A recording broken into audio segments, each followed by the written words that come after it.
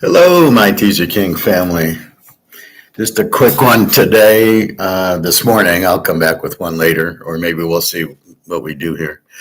So I'm putting the pieces together. So first, let's look at our gold.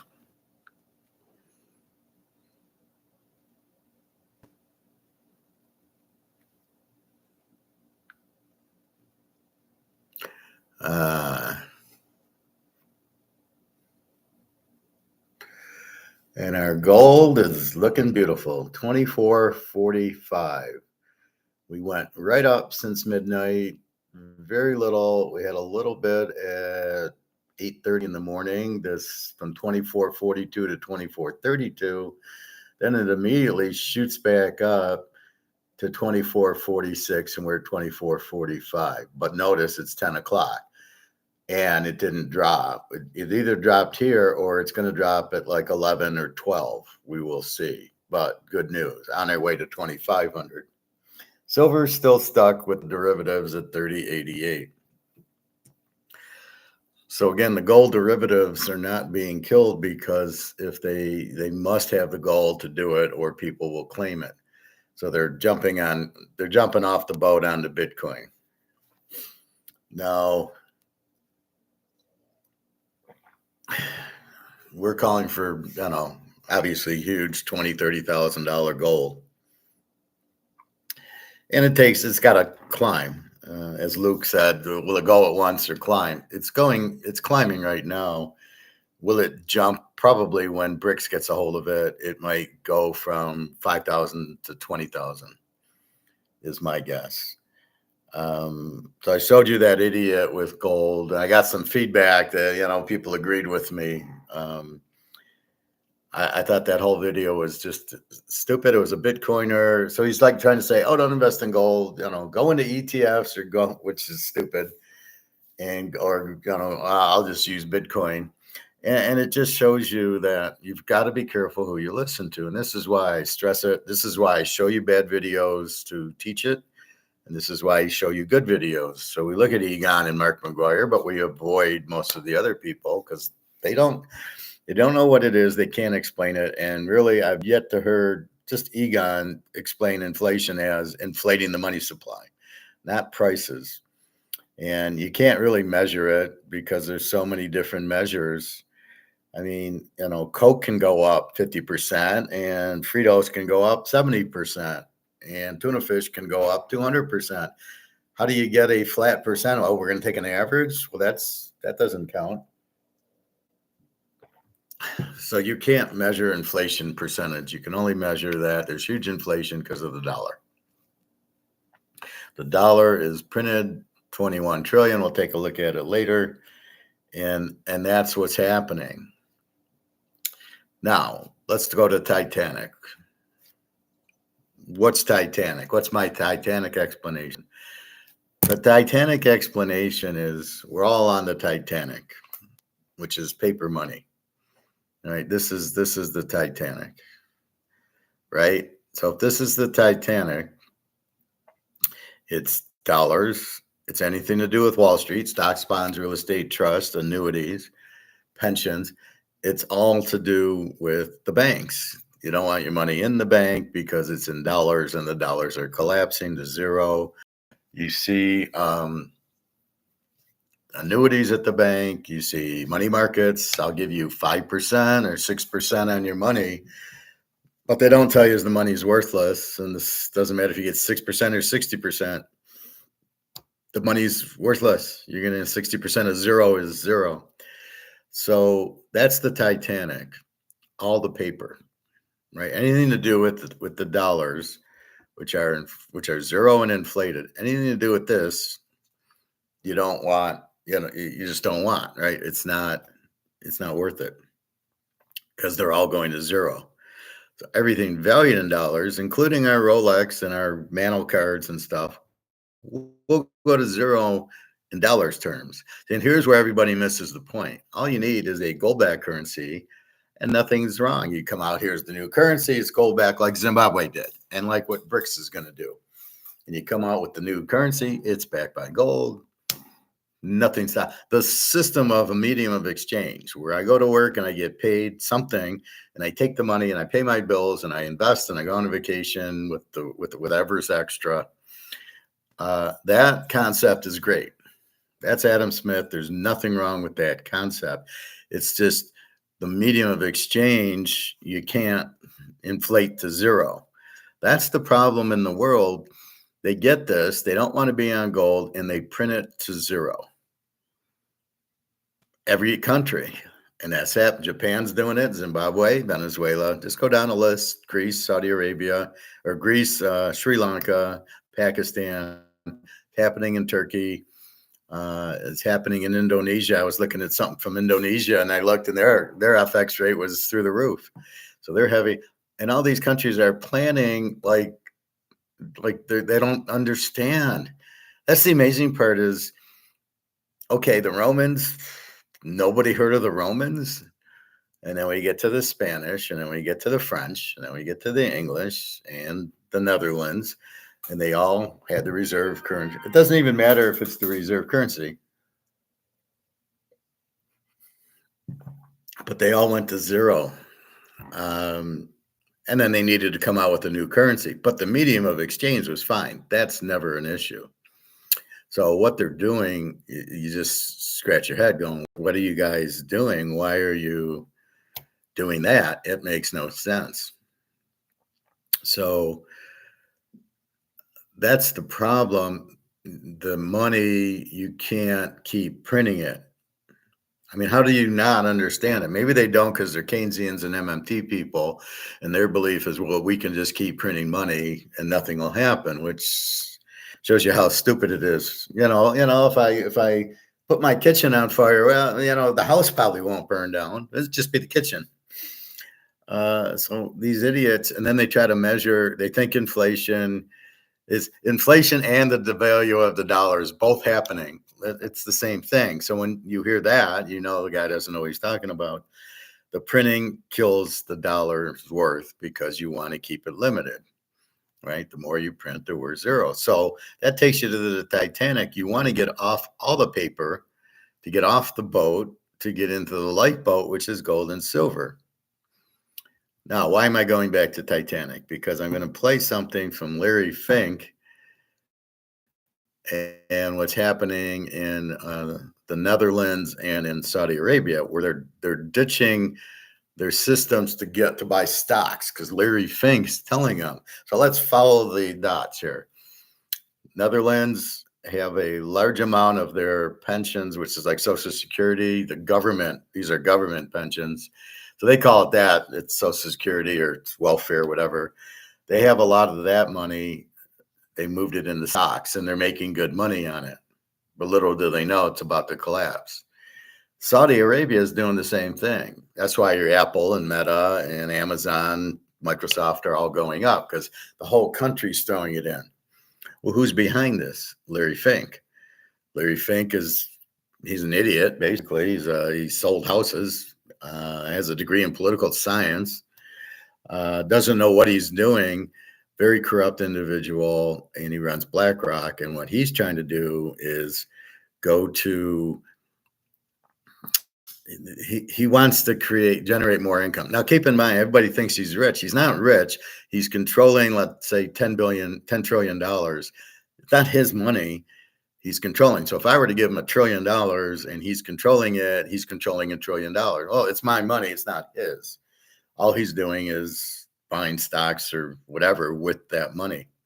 And it looks like he's buying Apple and Meta, and he's the one responsible why these stocks are going through the roof. And so he wanted a new way to do it. So he goes to the Netherlands, says buy stocks. Not only that, he went to 11 countries and told them to buy stocks. So here you're fucking around with the country's pensions and saying, go buy stock. Well, we're in the middle of a market crash, which is about to happen because as the dollar goes out, the market goes down, right? Now, the fact that Meta is worldwide and that really doesn't matter. So in other words, it's not just the U.S., like Amazon is probably worldwide. So they're not worried about in the worldwide. They think, well, we have, like Facebook. Well, it's going to be okay because it's worldwide. Well, they don't generate revenue anyway. They only sell the data. I still don't understand that whole concept. And then Amazon, well, people aren't going to buy as much. And then uh, Microsoft, people aren't going to, use that. So there's a lot of factors going into it where people aren't, aren't understanding it. So when the market crashes, these countries are going to lose their pensions. Right. Why are we in gold? Because it can't crash because you can't print it. So stocks, you think they're going to stay? You think he can just keep putting money in, even though the company has no earnings or bad earnings? The companies are way overvalued. So in other words, let's say Apple's worth $100 a share and it's at 250. Well, that's called overvalued. There's too much. There shouldn't be 250 in it. Anyway, so let me play 2447. The longer we withhold until we get past noon is a good sign. And we can get past that. We're looking at 2,500 by the end of the week. If we don't see these 10 o'clock drops, which I'm not sure we'll see because they all got killed in the second quarter. And if you did a derivative now trying to get back to 23.50 or 23.75, you're fucked. You're already $75 off. You can't do enough derivatives to get the price down to get out of your put option. So you're putting that the price will go down. You can't, and Eddie Murphy, right? So the orange juice trading places goes up to 140 and then he sells it and they sell and sell and sell. So he sells it at 140. It goes all the way down to 29 and he buys it. So the point is he's doing the option in orange juice at 140 and he's hoping it goes under 140 to buy it. Well, let's take that scenario. He's going and putting in the option to sell. It's a put option at 140, but the price goes to 200. Now he's fucked, like Duke and Duke were, right? They bought it at 102 and 120, but then it went down to 29, and they had to sell it at 29, but they paid 120 for it, or 102. That was the first bid. So they buy it for 102 and they sell it for 29. Not good. And that's what Eddie Murphy had. He bought it at 142 and he put the put option in, but it went up to 200, which is what gold is. So Eddie Murphy's sitting there at 2,400 putting in a put option. I'll buy it at 23. So I'm selling it at 2,400. I'll buy it at 23.50. Only now it's at 24.50. I can't get out of it. It's gonna expire, and I won't be able to sell the option. And it's expensive because you're buying all these contracts. So all these people are losing their ass because they can't get it down to 2,300 and 2,200 where the options are, and they all expired, I believe, second quarter, which would have been June. I'm not sure when the expiration is, like the third Friday of the quarter or something. So let's say they expired in June.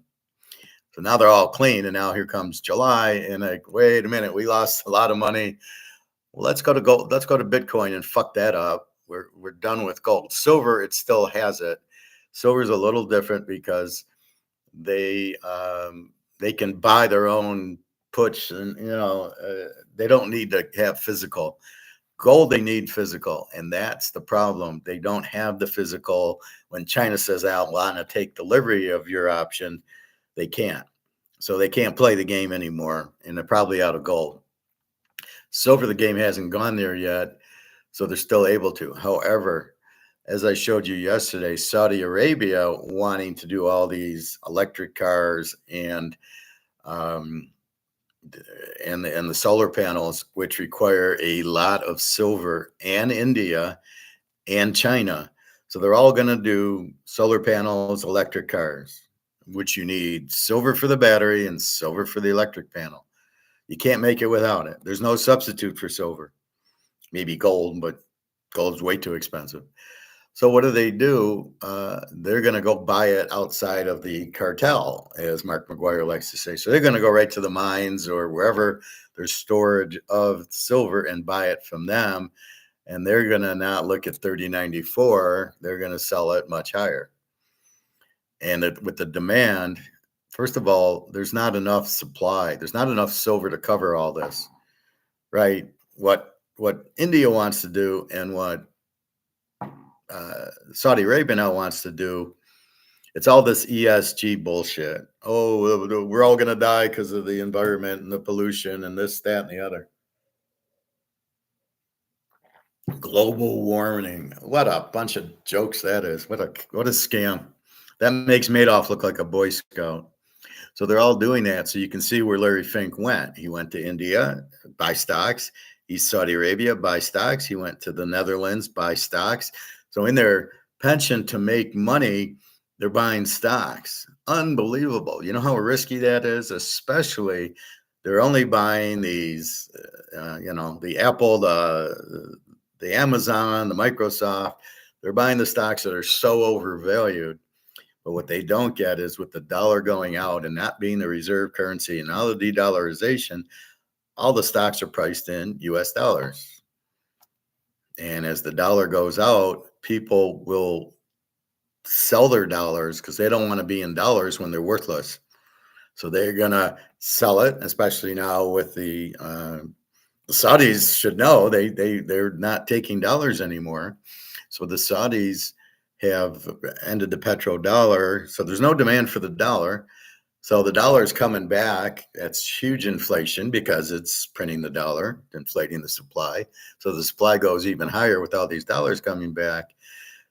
What are they going to do? They're going to sell their stocks and their houses, stuff that's in US dollars. They want to get out of US dollars. So if I own 10,000 shares of Microsoft, I got to sell it and turn my money back into Germany or Switzerland or Japan or China, whatever currency I have, and I'll probably buy gold with it. And that's what the whole point is.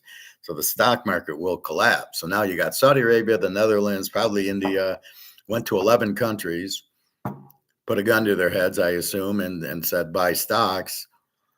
You'll make a lot more money and you can pay your debt. So he's trying to sell it like, if you make money in stocks, that's how you'll pay your debt off because everybody's in the same boat. The only way to pay the debt off is with gold, and you got to value gold really high.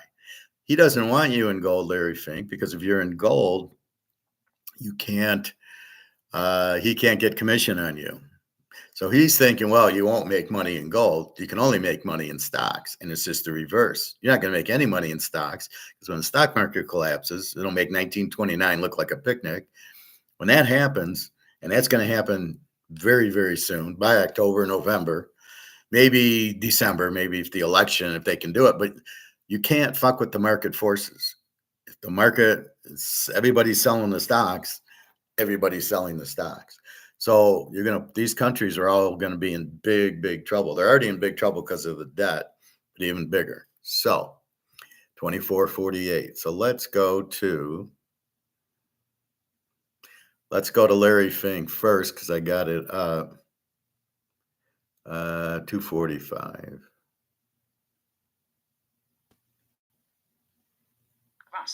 And people wonder why housing is unaffordable. Anyways, in the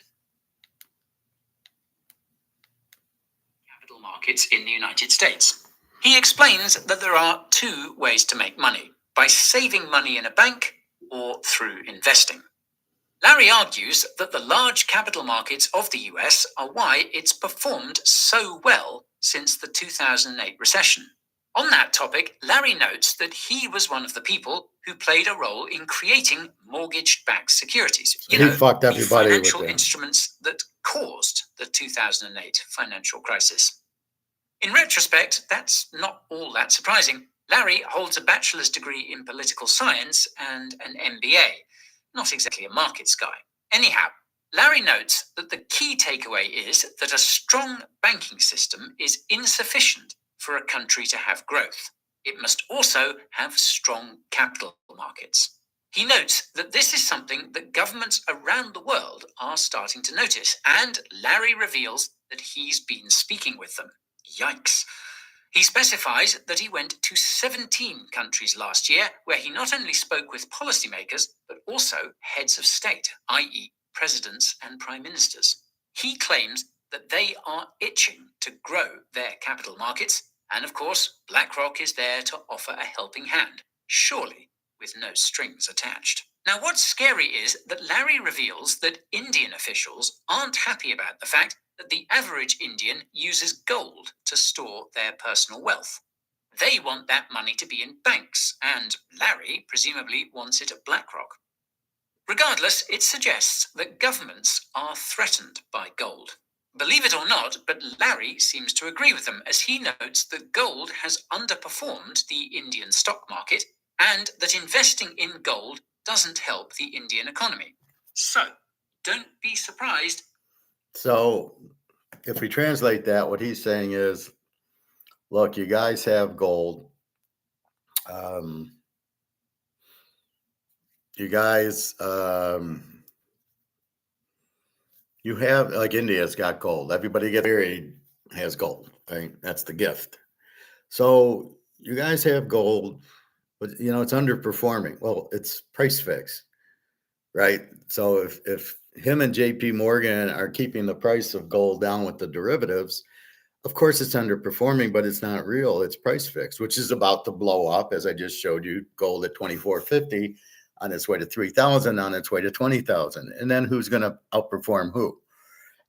And with the silver demand, that's going to make silver go through the roof, because they need the silver for the electric cars and the solar panels.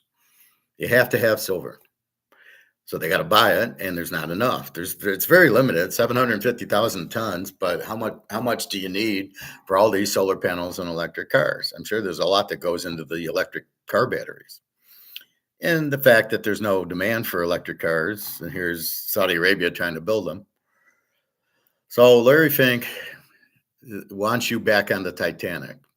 The ship's sinking. The only way to survive is get out of all the paper, right? Get out of stocks, bonds, anything in dollars you want to get out of, unless it's a Rolex or a Mickey Mantle card. They're real assets. Stocks aren't real assets.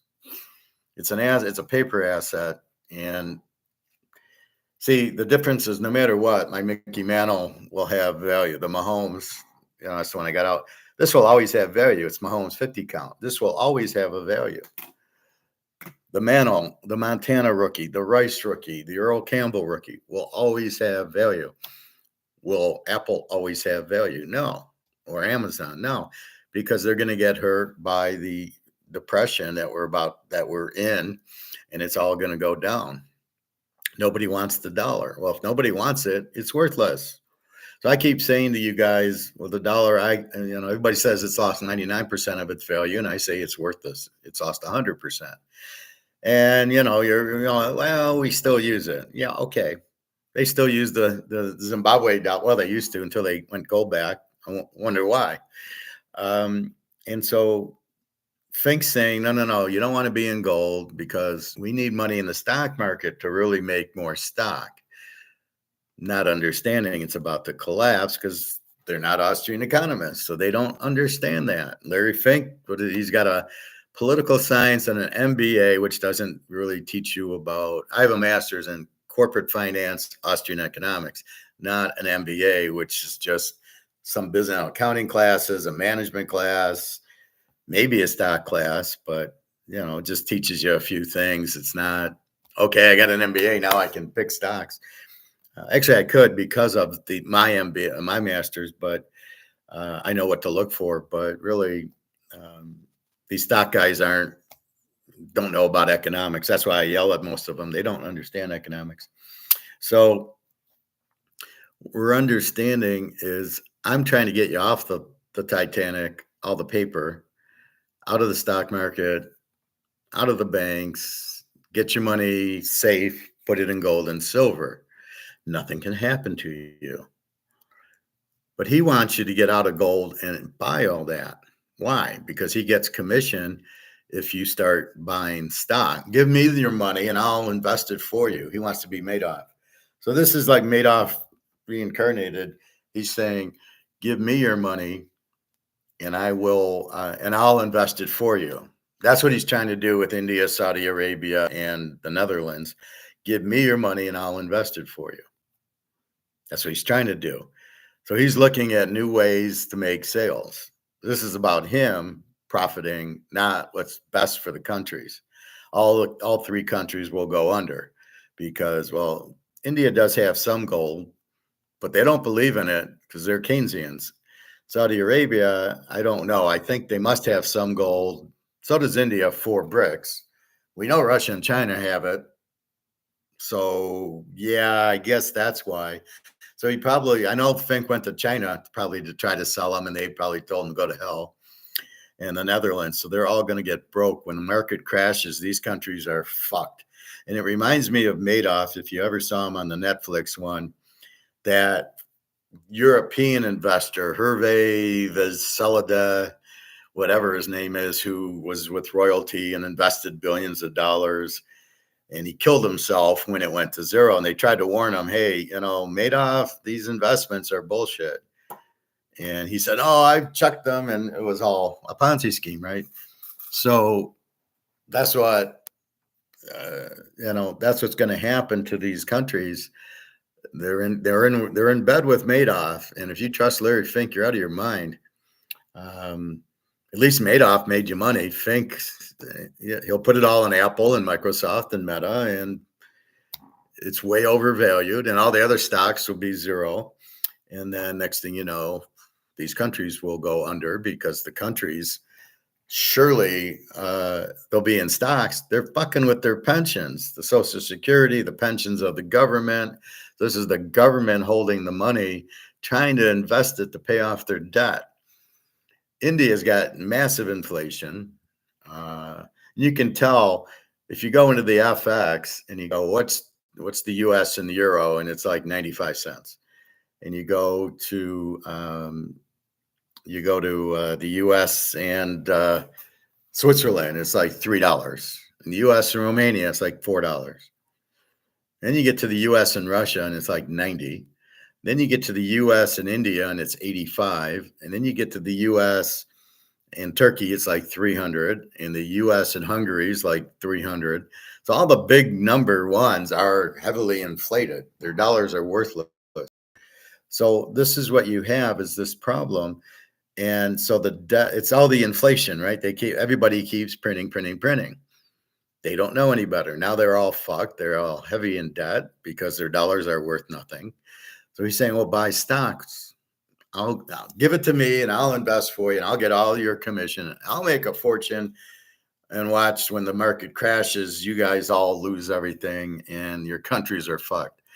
But I'm too stupid to understand that. He doesn't understand what inflation is because he doesn't have the background for it. He's just a salesman. He used to sell houses. He's an evil guy. But he runs all this. He's like Madoff. He runs like a $10 trillion fund. Now, it's not his money, but he's investing it for people. And, it's basically the same thing as Madoff, although I guess he actually does invest it, but he doesn't know what he's doing. He should be out of stocks into gold, but he's telling them, get out of gold and buy stocks. He's going to crash these 17 countries he was in.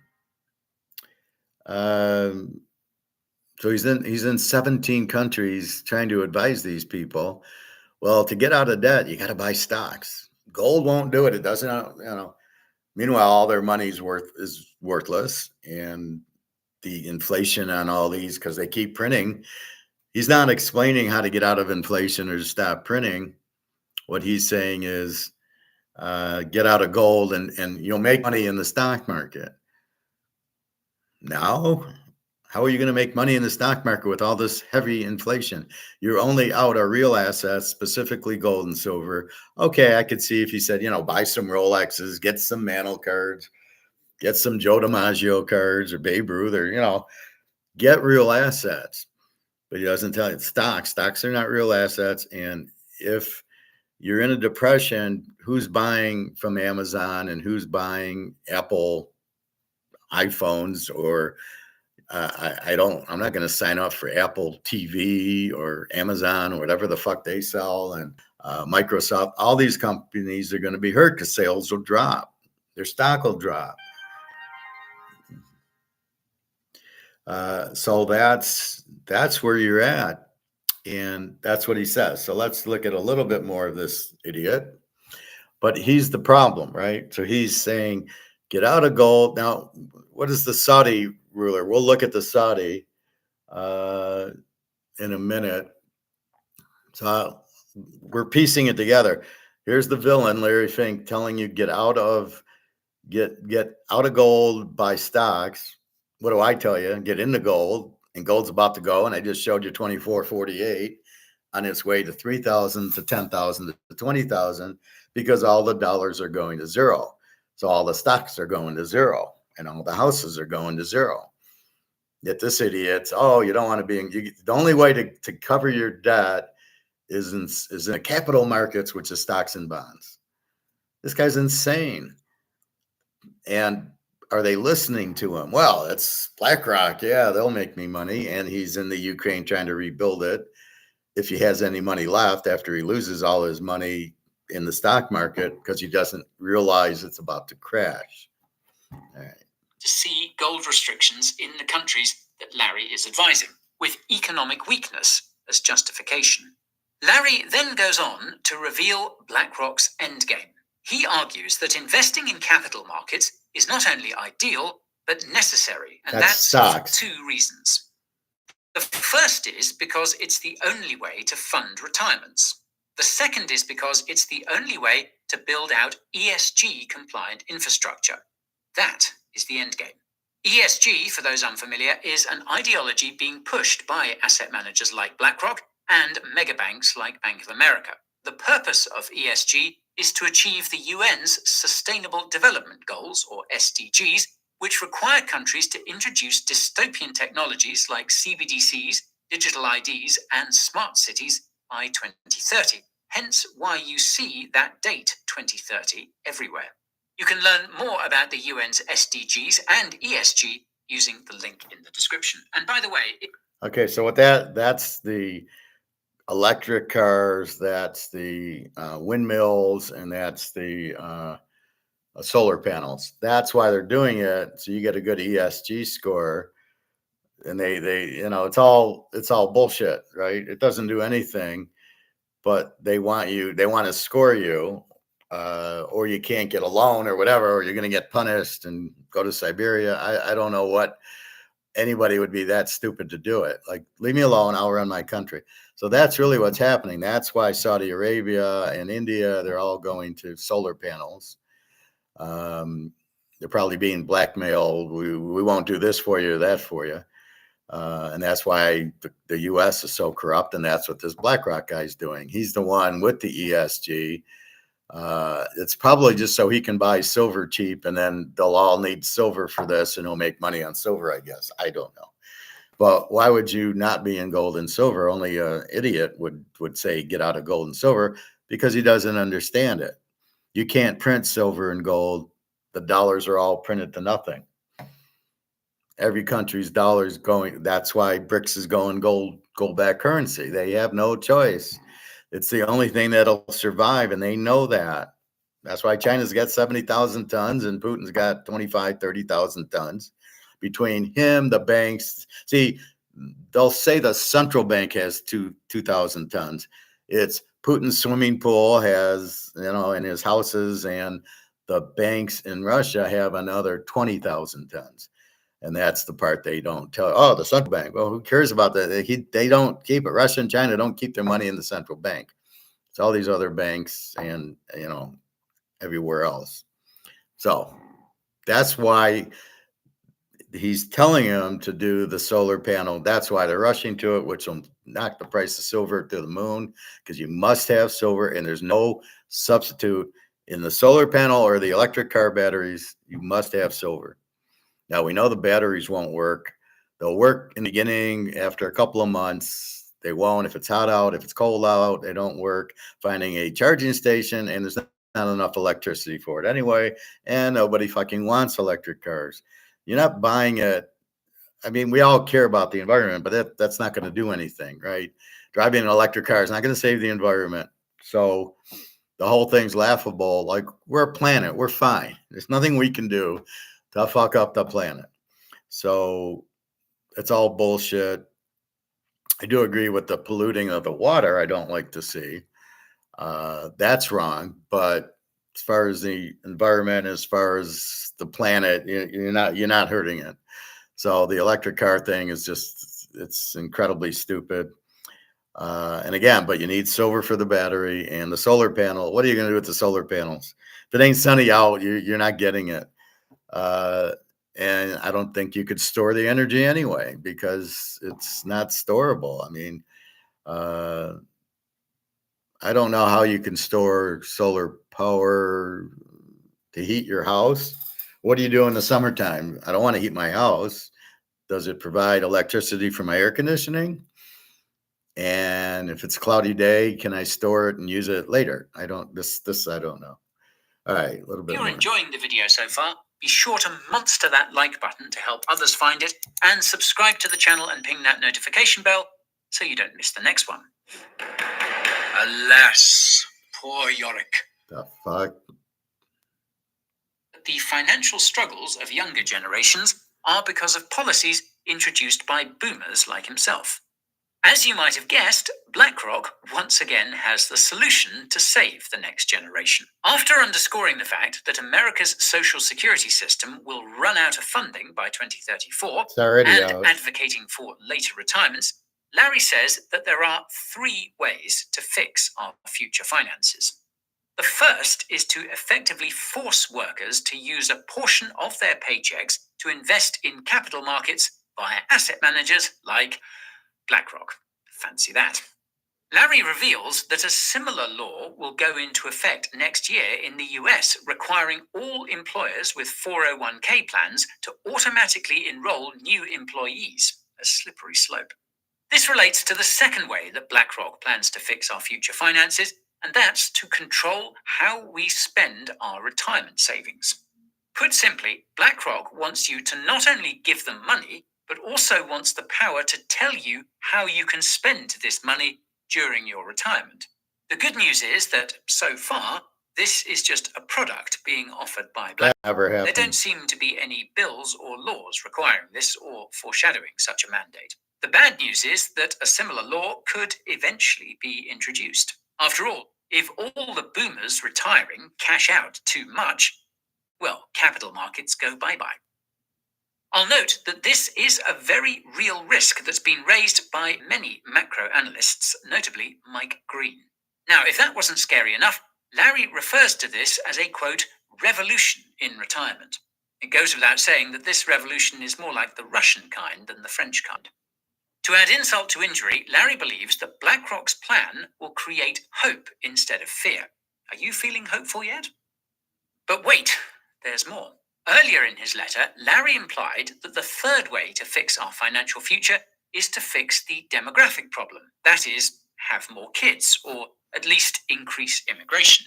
But no, All right, so that's enough of this guy. It makes me sick. Not the guy with Larry Fink. So, oh yeah, so you're going to force the employer to put me in a 401k that I don't want to be in because I want to buy gold. You want more people in the stock market. Like, that's does he understand the stock market at all? That if there's if the economy fails, the stock market fails, and the way with the inflation, the economy is failing. And then you're going to tell me how to spend my money? Oh, Larry, can I go on a vacation? I got to meet Jenna in the Ukraine. Can I go? Can I go? Like, tell me how to spend my money? What does that mean? Don't sell your stocks. You can't sell your stocks. So it's like Bitcoin, the idiot in Bitcoin who says, don't sell it, just keep buying it. Because if you sell it, the price will drop. And, but if you keep buying, the price goes up. Well, that's fine, but that's the Ponzi scheme. And you're not going to tell me how to spend my money. No, thank you. Okay. So that's him. Let's go to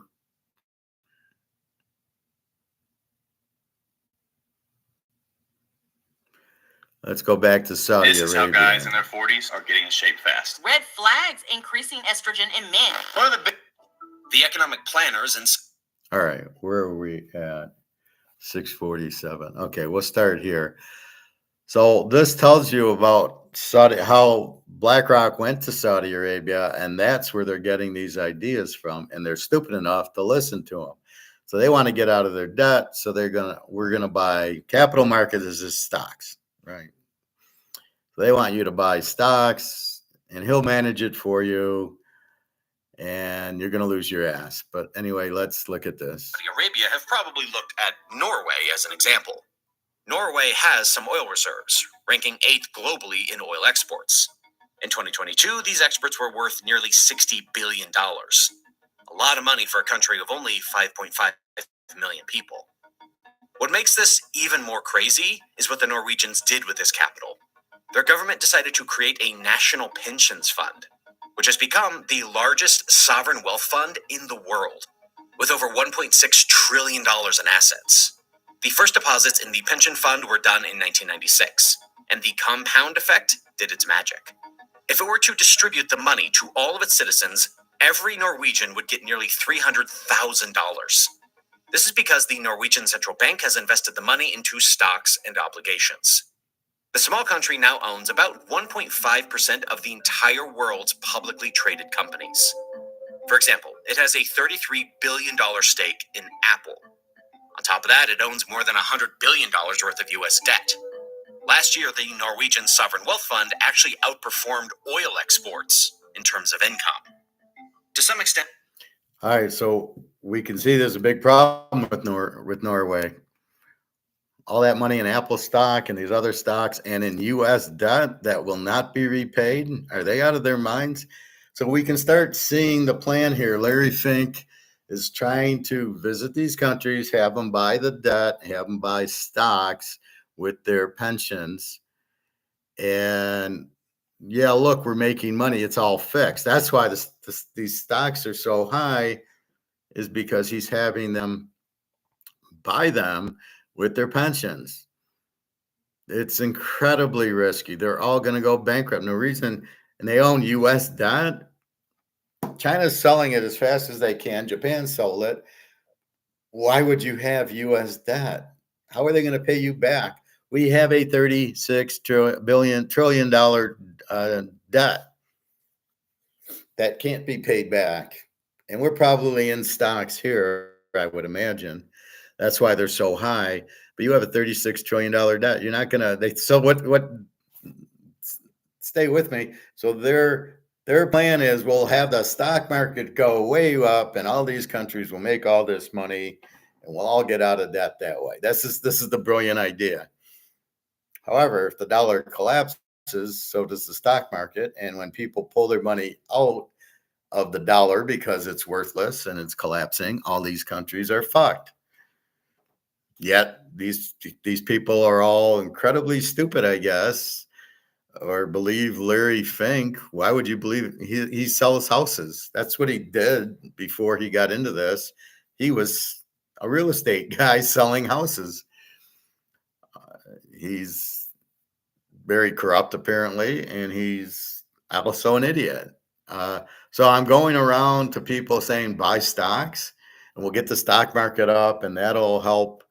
If all these countries buy our stocks, the stock market will go up. Look at our economy, and they'll all be making money in the Ponzi scheme. Don't sell your stocks because that will make it crash. So keep buying, and that's the Ponzi. So you can see the Ponzi scheme in the stock market.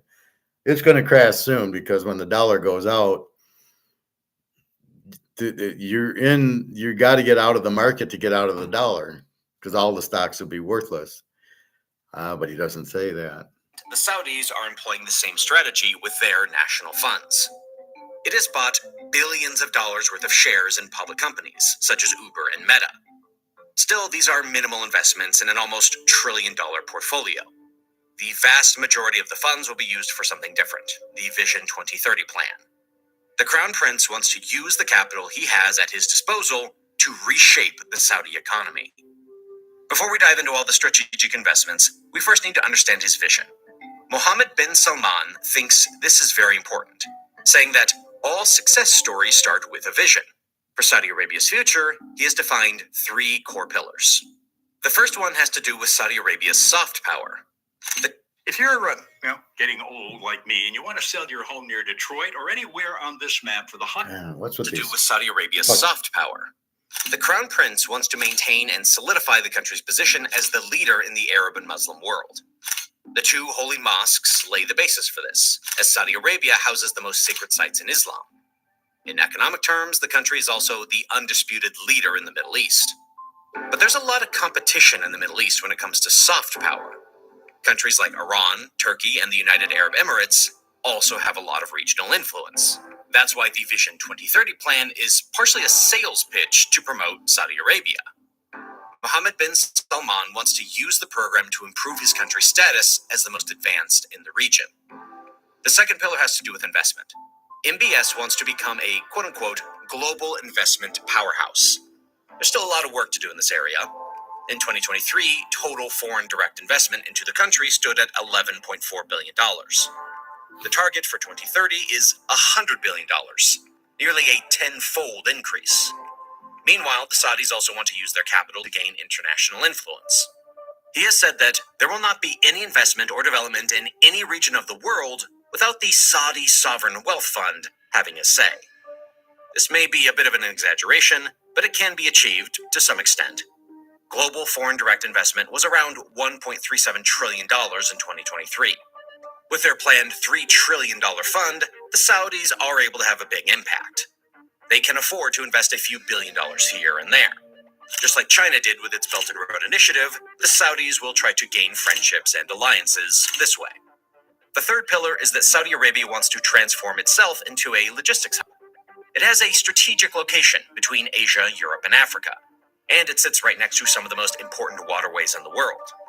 This gives the nation some major advantages in trade. Through new ports, railways, and airports, it can connect with the global economy. The Saudi government. All right, now that's smart. That's productivity. That's how the Dutch and English and French and Spain, if you notice, they're all right on the water, and that's why they were dynasties. First, the Dutch had Rotterdam and Amsterdam, and they led the league in trade because they could use boats to get around, which were faster and could store a lot. And then it went to the Spanish and the French, all of them on the water, and the English. So they all had boats and they all took turns, and then they all had wars, and then Napoleon, and then Spain just inflated themselves to death. So it's funny, Spain has a bunch of gold and silver and still inflates itself to death. France has the gold and then goes to war and gets corrupt and massive inflation. And then England had it, and they had World War I and World War II, and they needed cash, and they sold their gold to the U.S. for arms against Hitler and everything else. So they all have trouble with wars. And what are we doing? Oh, yeah, we're in the Ukraine and we're in Israel. And we have no money. So when you see these big $100 billion investment in Saudi Arabia, what is it? It's because the money's not worth anything, right? So let's take a look at the Saudi dollar.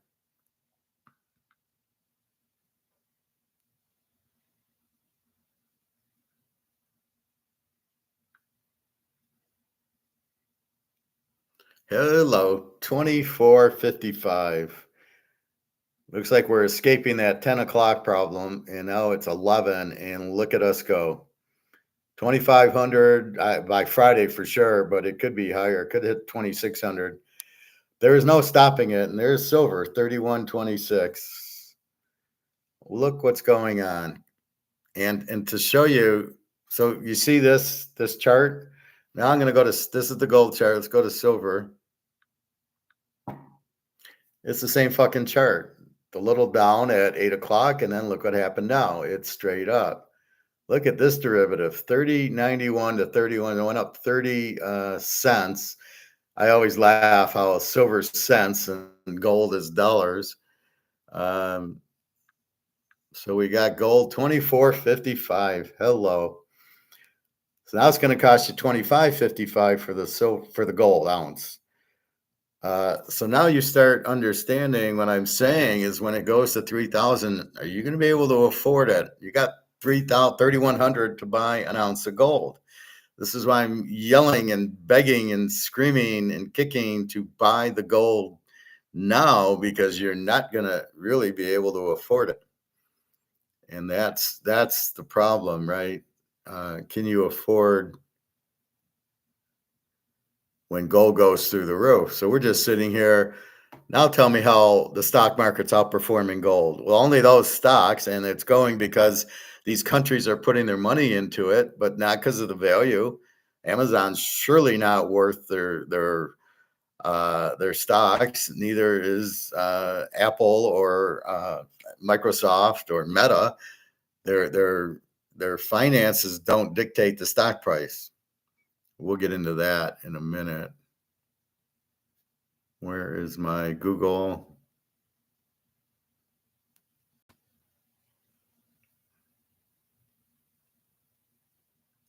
Well, it's just funny why BRICS would come out with a gold-backed currency if it's not the way to go.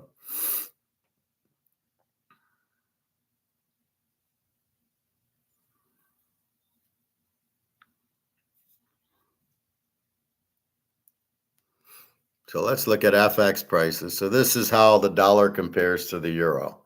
So let's go to Saudi Arabia. And I guess we need to go to the Netherlands.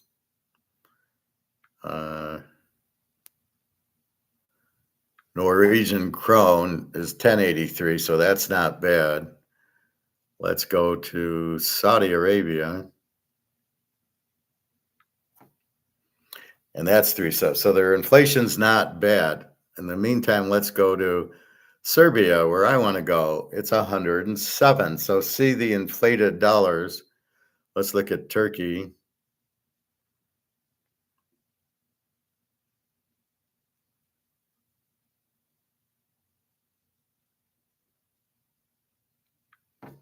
Turkish lira down to 33, not bad.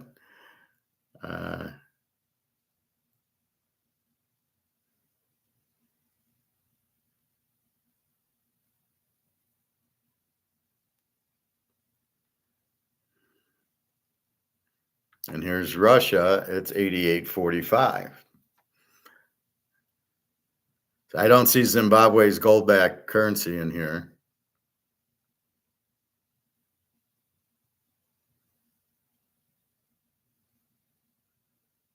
Let's look at India's. So India's got a problem.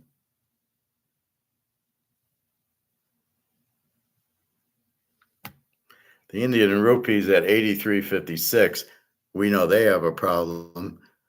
Look at Indonesia. There's a 16,000. Yeah, they're in big trouble, Indonesia. They need gold badly.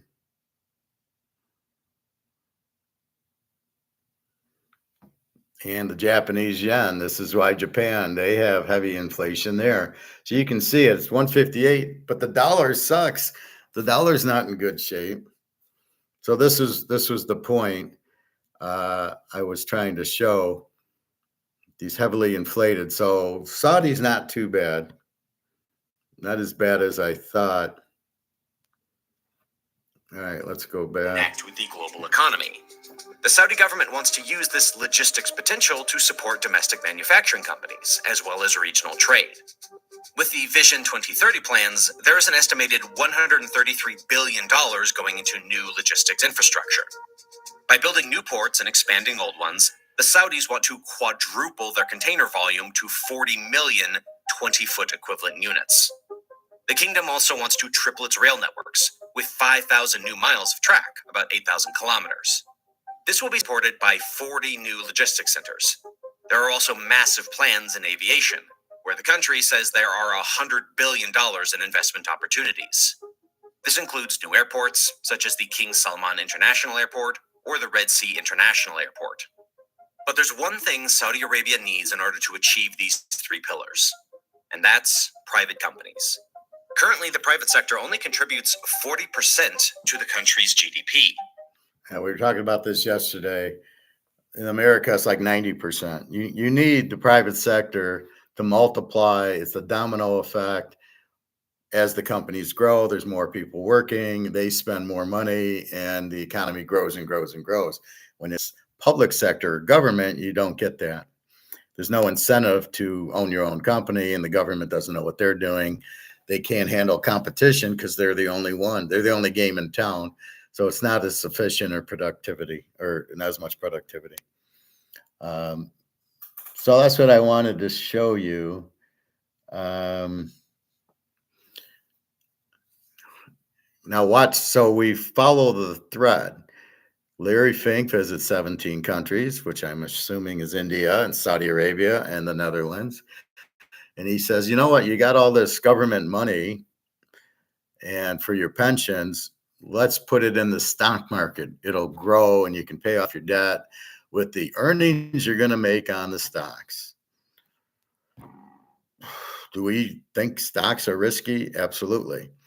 Yeah, you're probably making money if you're in Apple or Amazon or whatever, Microsoft. Yeah, you're probably making money, but it's very speculative and you can just as easily lose it if it starts getting sold. So he's probably in it here and the price is going up and then he's probably going to dump right here.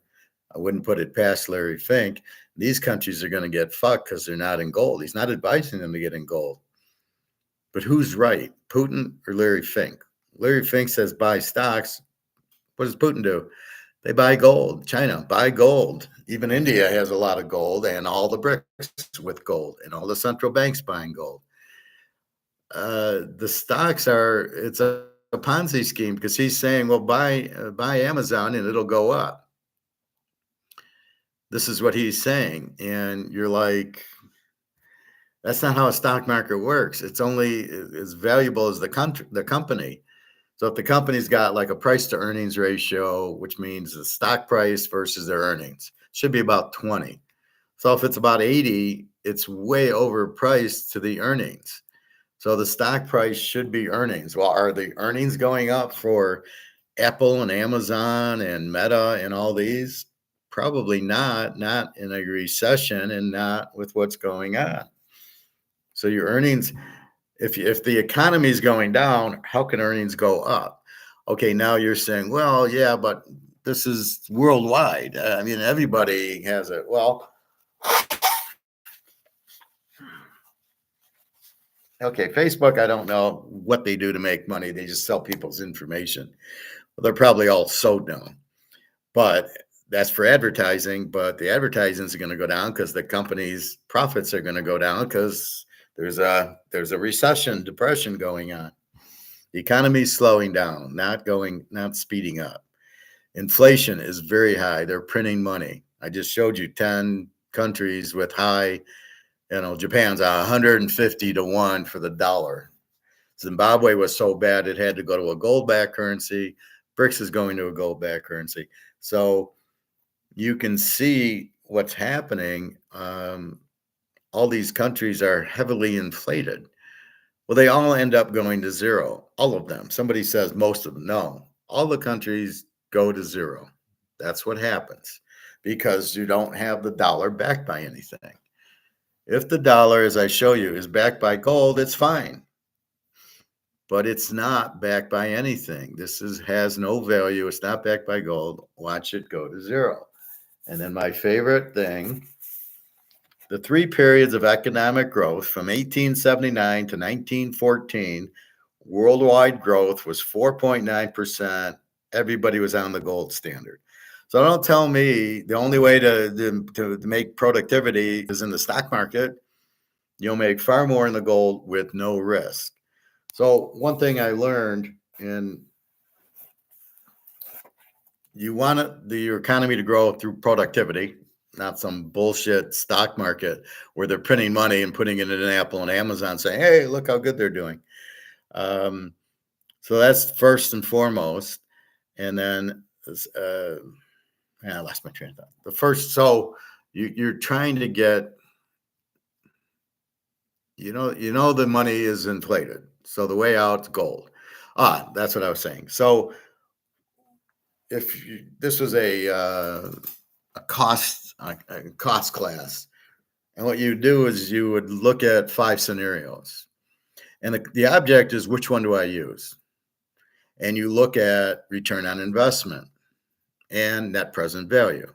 Net present value is, let's say you're gonna build something, so you go out 5, 6, 7 years, as long as the project, and you bring everything back to today, so you get a net present value, and you're looking at return on investment. And the biggest net present value project that you want to do is the one you should do, not your payback period and not your internal rate of return, which is just bullshit. So the key is bringing it back to return on investment. How much am I going to make on the investment? And the net present value, how much money do I get today? And that's how you do it. So you would rank it net present value, only do the positive ones, because internal rate of return can give you a negative net present value, even though it's a positive because of the cost coming in. So you don't want that.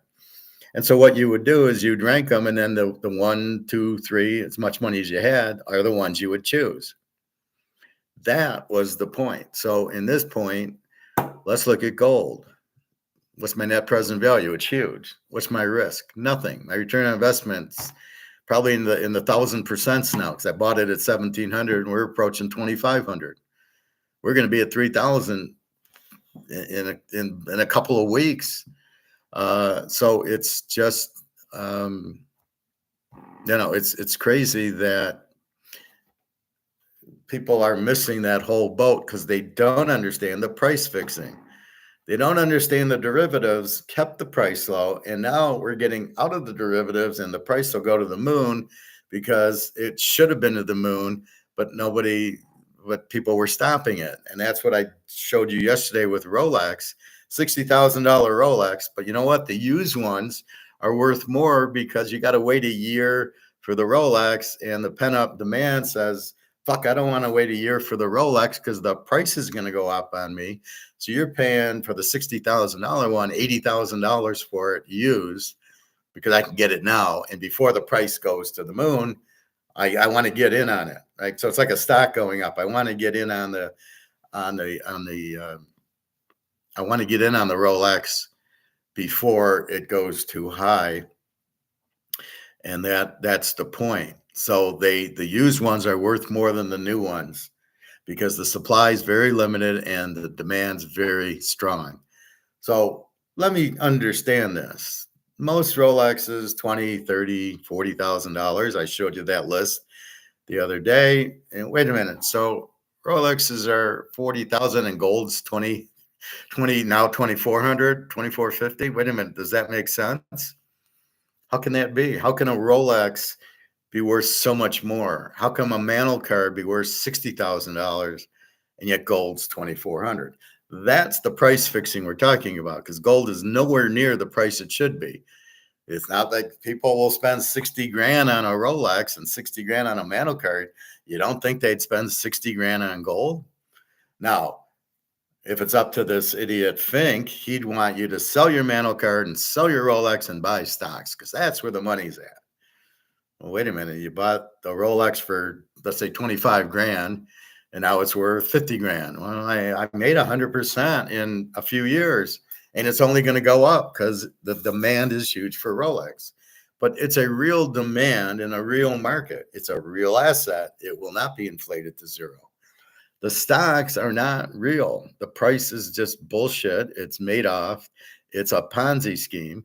And you have to understand it's not real. You're going to lose. The stocks go down. Mantle card doesn't go down. Rolex doesn't go down. Gold doesn't go down. Gold only goes down in a bullshit market where they're price fixing. In a real market, like the Rolex and the mantle, Rolex doesn't go down and neither does mantle. How did mantle get to 70,000 for a 1968 Topps PSA 9? It's 70,000. How did that happen? And it ain't going down. You're not going to buy it for 40. Do you ever think in a mantle card you're going, yeah, it's let's go there. Let's have some fun. Um,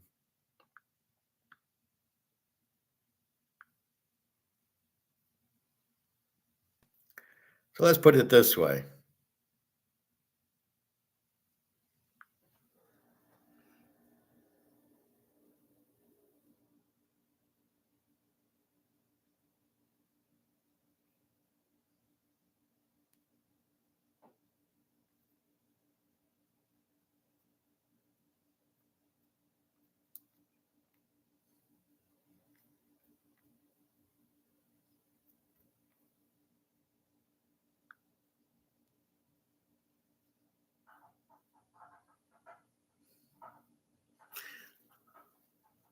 So here's a PSA 9 1968 Mickey Mantle, 72,000.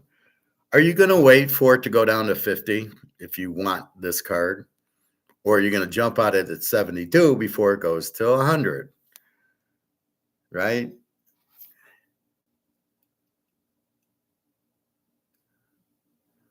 Let's look at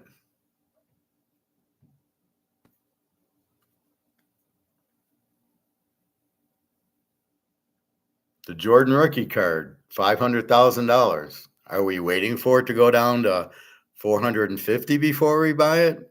I don't think so. Then we got a Nolan Ryan rookie, PSA something. It's an off center card. I want to go to my Montana.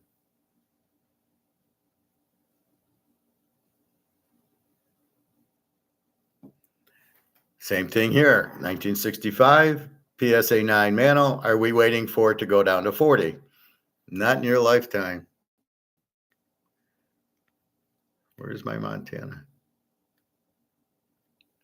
Joe Montana, PSA 9 or PSA 10, rookie card. Very hard to get centered. Are we waiting for this card to go down to 85? No, you're not waiting on any of those cards to drop because you know they won't. And you know they're going to go up. You know the Mantle cards have one way to go is up. You have no risk, great return on investment. You're not waiting for any of them to go down. You're buying it. Now, this leads me, as I'm in here, to look at, I found some counterfeits. I found some counterfeit silvers, and the way you can tell is the price. So, silver's about $40 an ounce right now. This guy's selling 5 of them. But wait a minute, 5 times 40 is $200. How can they be selling them for $123? The answer is they're fake. So you can tell they're fake because of their price. So please don't do it. Then you can see it's from China with nothing there. So this is a bad seller trying to sell counterfeit silver, because a lot of 5 would be 35 at least. Let's 35, 70, 140. This should be at least 175 and 123 in free shipping. And 2 sold, 3 available.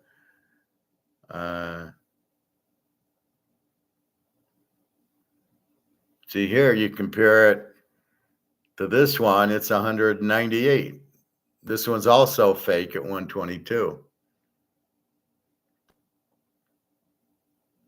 See, here's one, and it's $40.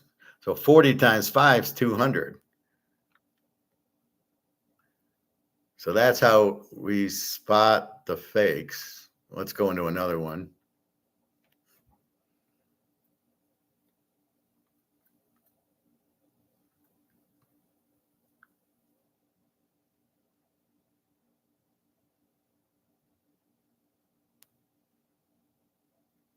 Here's 2 more, similar seller out of China. 122, 123. How can this be? They're $40 a piece. That's $200. How can you sell it for 122? So don't get fooled and go, oh, it's cheap. It's not cheap. It's expensive because it ain't real. It's not real silver. If you were to buy this and take it to the coin shop or put a magnet to it, it is not real silver. You're getting fucked. So avoid that because of the price. Just do do simple math. 40 times 5 is 200. Do I have a regular one in here? Well, let's see. I might have kept one in here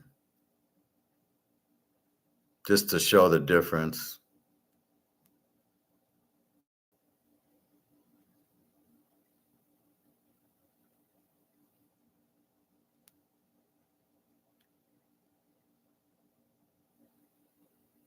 All right, so look at the difference. Here's a scam, 123. Here's a scam, 121. But look what the real one is, 187. So how can it be $60 cheaper? That doesn't. Okay, first of all, if it's real and you're selling them for $40 a piece, why would you sell them for 120, which is basically $25 a piece is 125. So I'm going to sell these coins for $25, but they're worth 40. Or let's say 30. This is like 37, 38. Well, if I have a real one, okay, so I have my gold, my 1 ounce gold. Why would I sell it? It's going, so let's go to that. Let's go to 1 ounce gold.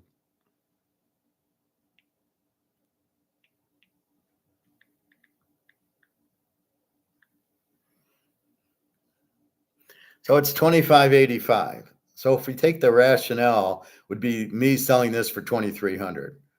So I have a 1 ounce eagle. Why would I sell it for $2,300 if it's worth $25.85? Only because it's a scam. So be careful. Those are scams that are easily detected.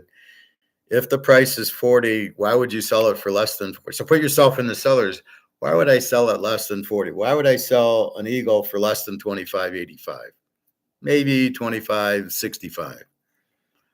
But why would I sell it for $2,300? So why would you buy it if it's $2,300 when it should be $25.85? We know it's 100 over spot. We know spot's $24.50 now, so $25.50 would be the cheapest.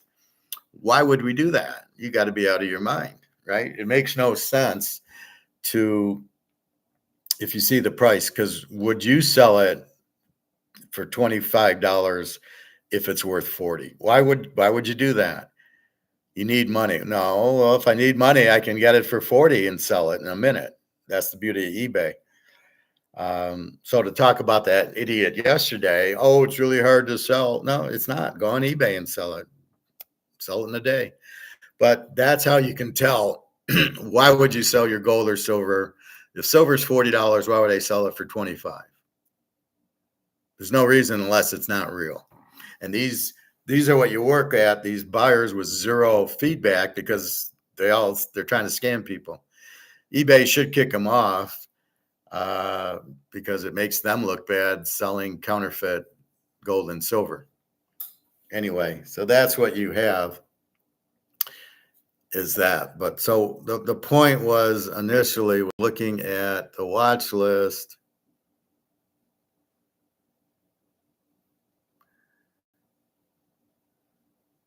So are we waiting on these cards to go down? Mahomes, rookie card, 500 grand, a $7.5 million Brady card, and let's get to reality, $72,000 Mana card. Are we wanting this card to go down? Are we waiting to buy it at 60? You can wait a long time for that card to go to 60. So it's 72, and that's what you're going to pay for it. Maybe a 70. But that would be it. It doesn't make any sense that you're going to wait for this to go down. So that is my point. So we looked at Saudi yesterday. So what I was trying to do is connect the link. What Larry Fink is trying to get people out of gold into the stock market so he gets his commission. Because as the guy said on Attack on Wall Street, fuck everybody else. We only care about our company. We don't care about the customer. We don't care if he loses money. It's gambling, and sometimes you make money, and then sometimes you lose money.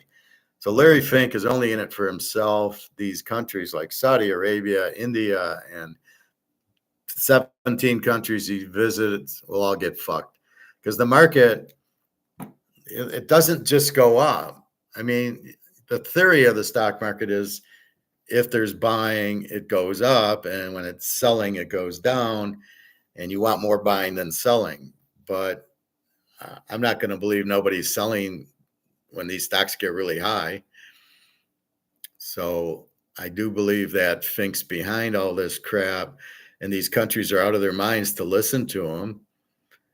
I mean, these must be these countries have got to be so stupid to listen to a guy like Larry Fink and to put your money in the stock market when it's the government's pension and social security that you're fucking with. Because if you lose it, you fucked your country. Why would you not be in gold? How do you not know gold's about to go through the roof and going through the roof? As we sit here, gold's going through the roof. So how do you not understand that? I mean, it's just, it blows my mind that you don't get it.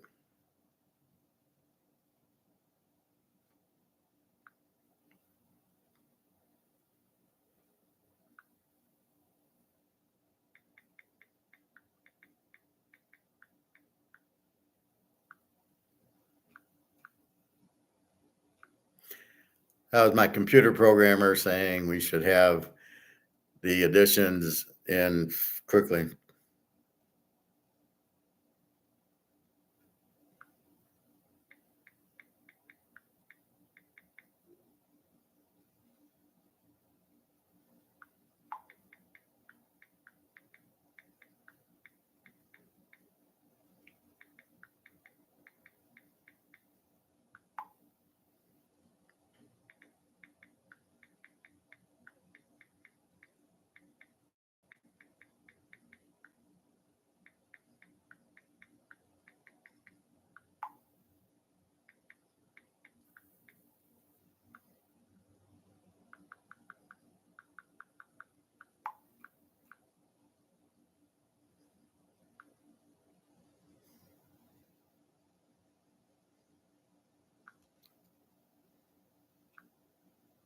Just a second.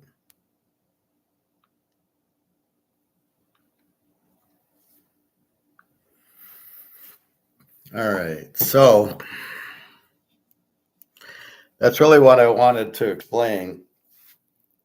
We understand we need to get off the Titanic. It's sinking. Stocks, bonds, the banks, Wall Street, real estate trusts, all these empty buildings in New York and other cities. Everybody's working from home and everybody's using Amazon, and a lot of these are going out. So there's going to be a huge crisis. Well, I hate the term crisis. There's going to be a huge problem with commercial real estate, which are the buildings, right? There's residential where we live, the houses, and then commercial is, the office buildings and even the, Costco, the building that the warehouses, those are commercial. And there's going to be a huge problem, and they won't be able to pay the bank, and the banks are going to get crushed. So keep that in mind. You understand that. Secondly, then you're looking at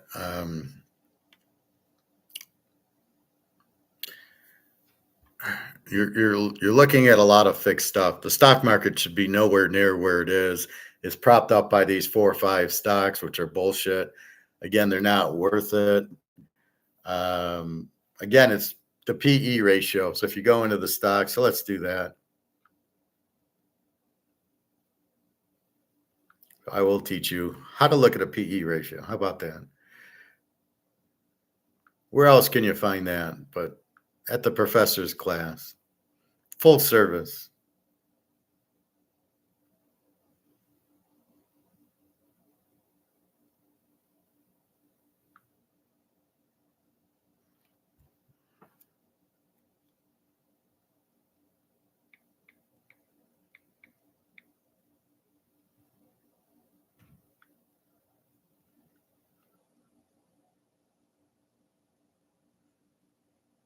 All right, so here's Amazon at 193. So let's go into Amazon. So here's a one-day chart of Amazon. It's It's up $1. Let's go into a 6-month chart of Amazon. It's gone from 145 to 193. So it's gone up, or 153 to 190. It's gone up $40. But let's look at the PE ratio. It's 54. Price versus earnings. This should be about 20.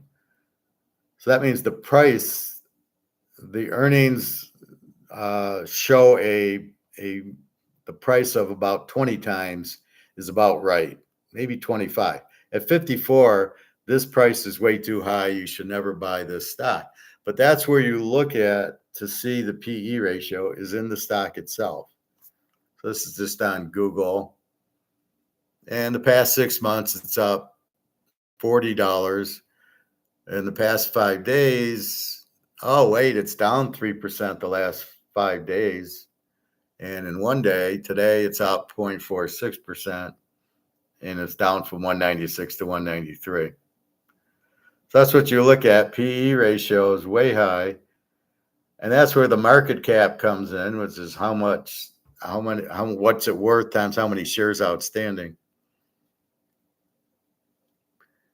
So here we see Apple at 233 down, Microsoft 448 down. These are what these companies are buying, right?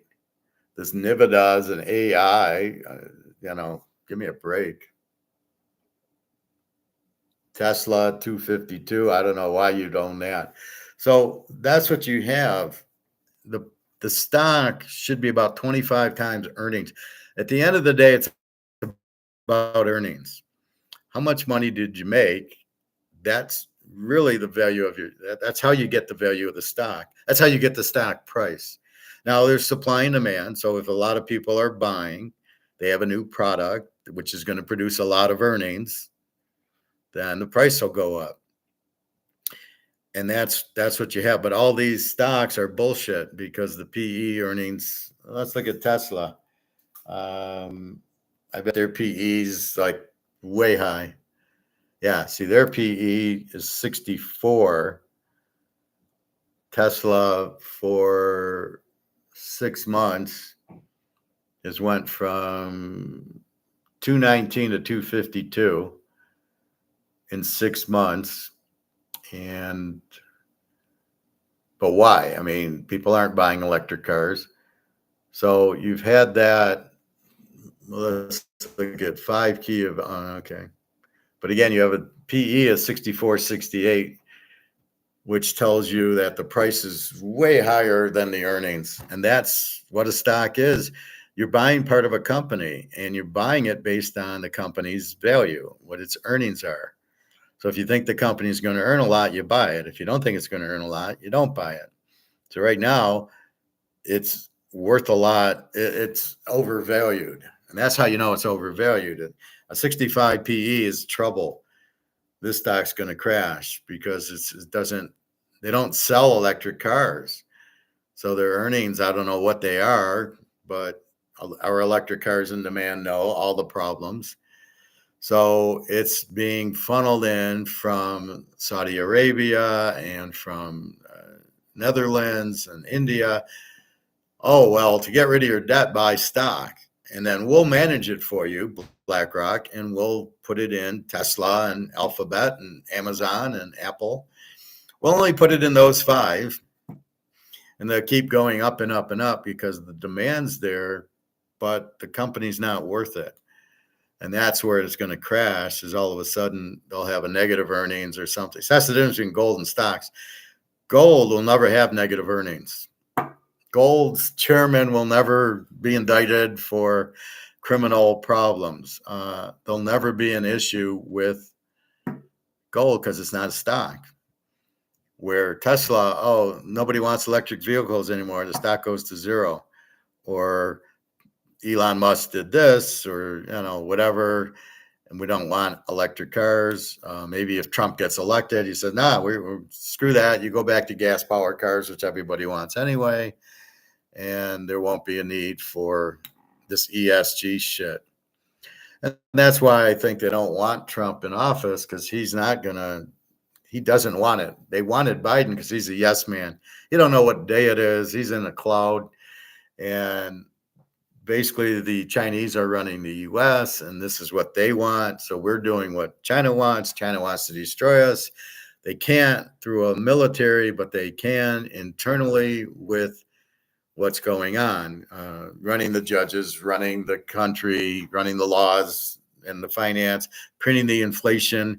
So the dollars are worthless, because that's the end of the country when it's worthless. So you better come out with gold-backed currency or you're fucked. But yet we don't. And Canada doesn't, and England doesn't. And you're like, what are these, the dumbest people in the world? How can you not understand that? So that's what you have. So I wanted to connect the dots as I talk Titanic. You're getting off the boat because it's sinking, and you get off of all the paper assets and you get into gold. Gold's the lifeboat, not stocks, not real estate trusts, not pensions, not annuities. You get off the boat into gold. Gold's the only lifeboat, and silver. And that's what you have. And the same thing here with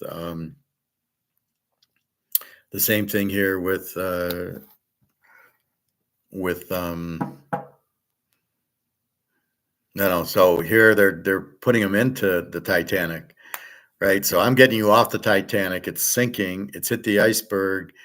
You're in the lifeboat of gold and silver, and you'll survive. You're in a lifeboat.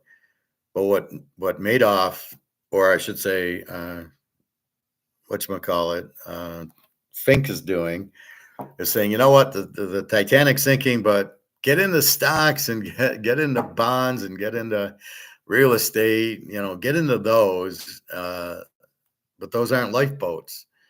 And he's got these countries, 17 countries, Netherlands, they're going to go broke. Saudi Arabia is in big fucking trouble.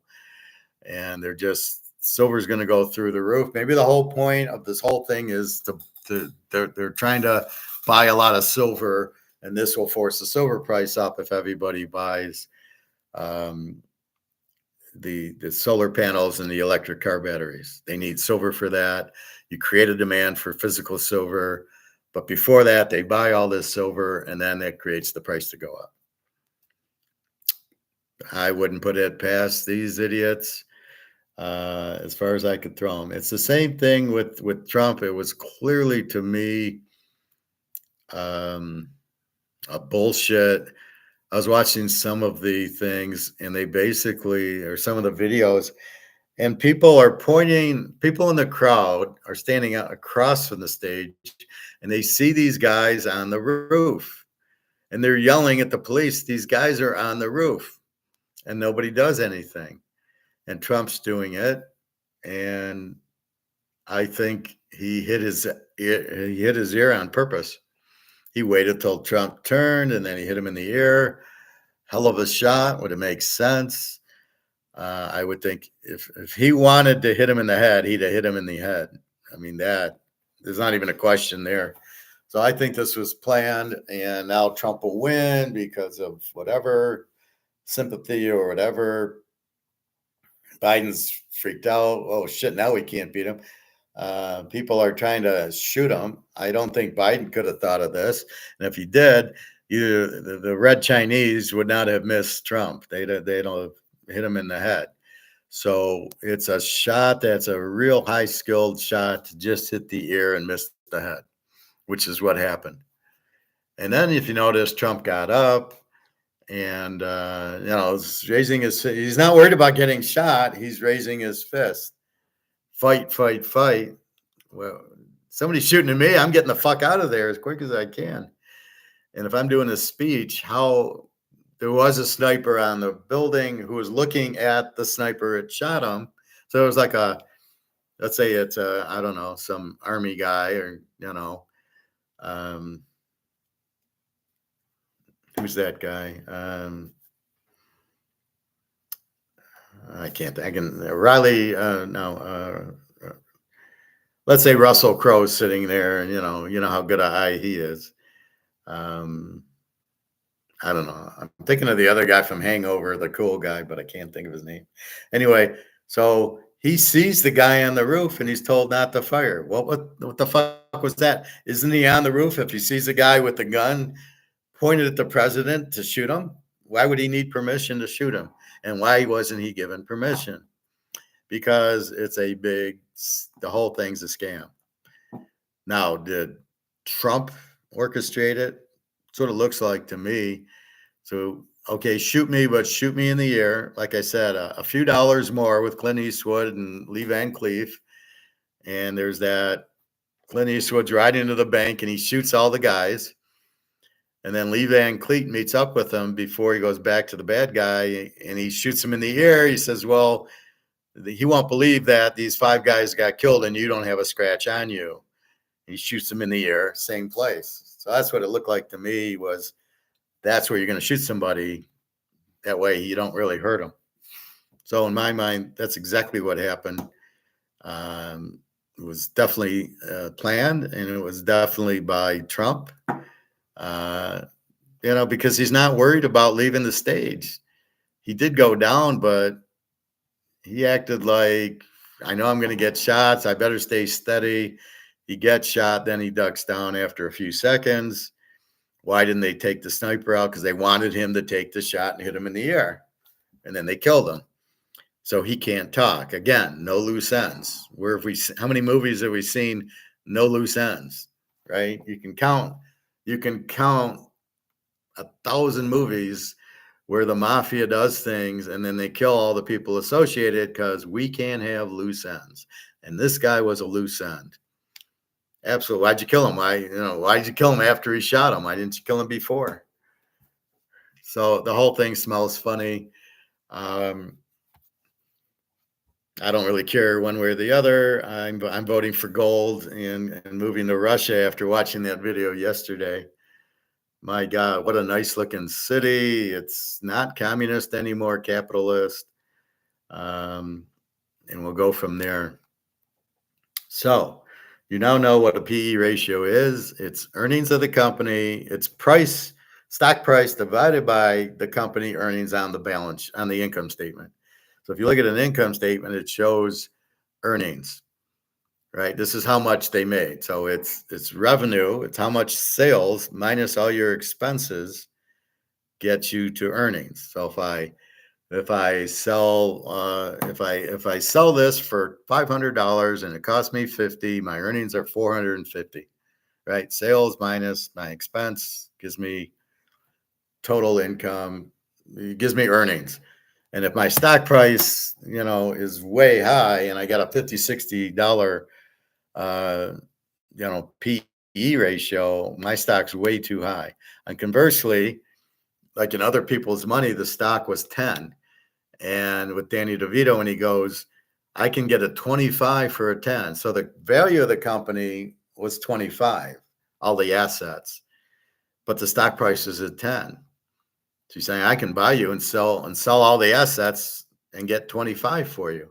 So that's how that works. That's how these corporate takeovers, they look at the assets and go, well, it's worth more than the stock price. In this case, the stock price is way too high versus the stock price is way too high versus the versus the earnings. Should be about 20-25. That's how I was taught. If it's more than 25, I wouldn't buy it. The stock price is too high, so avoid it.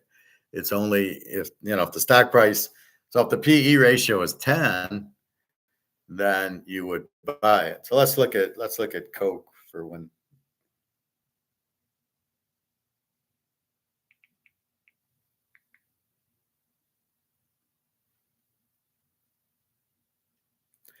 So Coke, 63.90, and Coke's PE is only 25.67. So a much neater, that's more of a buy than Tesla. That's what you look for at 2025.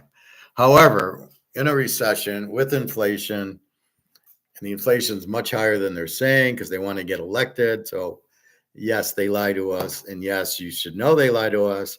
And how would you trust them that the dollar's worth anything? The dollar's not worth anything. That's why everything's in trillions, because it's not worth shit. It's monopoly money.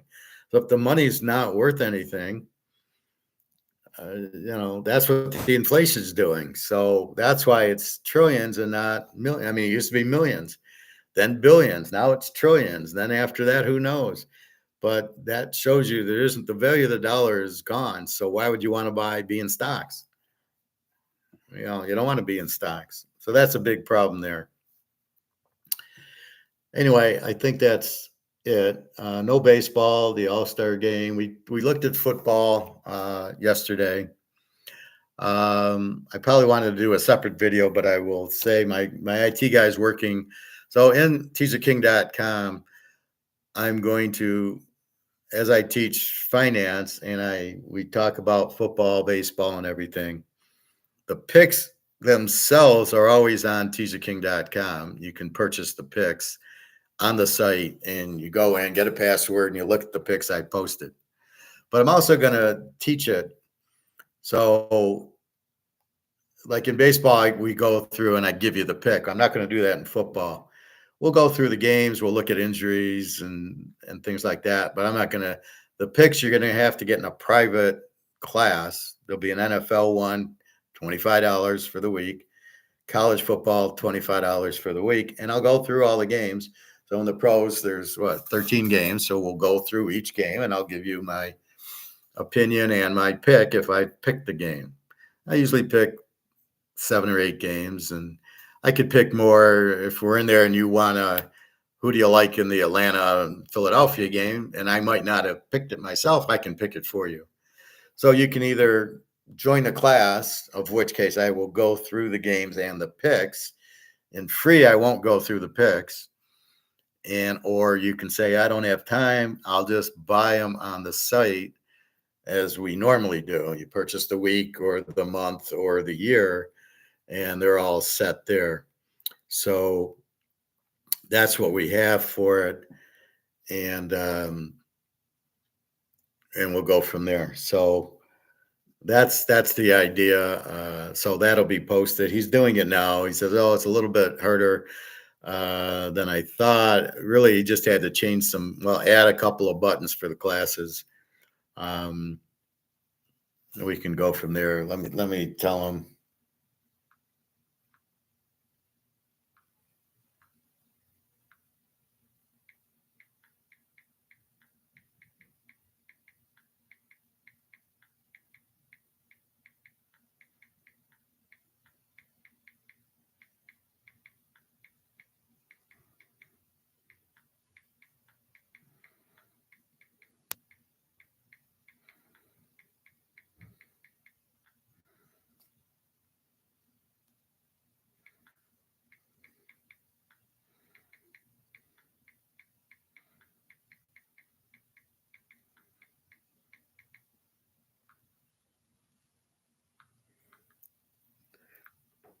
So on Teaser King,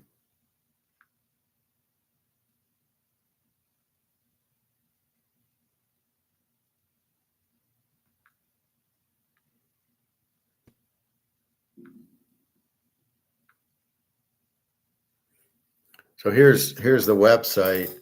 So what I'm talking about is this purchase picks, right? And so here's the economics class. So if you want the economics class, $25, but I'm going to have one for NFL, one for college. And you'll hit that, pay your $25 and get it. And that's what we've got to do here. So I told them now, well, take the baseballs out if it's easier and just post the classes down there. I don't do much baseball. Although this is the 1 year, I have more time to actually pick them, and I'm actually doing very well. But we don't need that. So if it's easier, just post the classes and get that. But that's where you go. So you can see pro pick 75 and college pick 75. And then if you want them both, you get them for 100. So I give a deal to get both picks. So instead of paying 150, you pay 100 and you get all the picks. And then here's 4 weeks or a month. So I give you a break there, 200. This will be changed to 200, but he's got, this is what he's doing now. For the bowl games, I charge 100, but for the picks, it'll be 2. And then for the month, so I do pro, college, and both. And then this is what the year is.